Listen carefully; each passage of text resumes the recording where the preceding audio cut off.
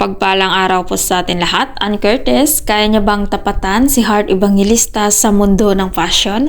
Sa ngayon ay unti-unti na nga ding nagkakaroon ng pangalan ang tinaguriang Diyosa ng showbiz na si Ann Curtis.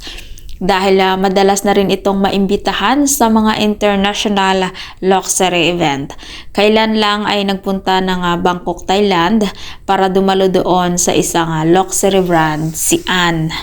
At ayon pa kay Ann, ay talaga namang nag-enjoy siya sa event na kanyang pinuntahan doon sa Bangkok, Thailand. Simula sa pagkain, culture at sa pag-aaral ng history. At ikaw, kung anong masasabi mo kung pwede na bang tapatan ni Ann si Heart?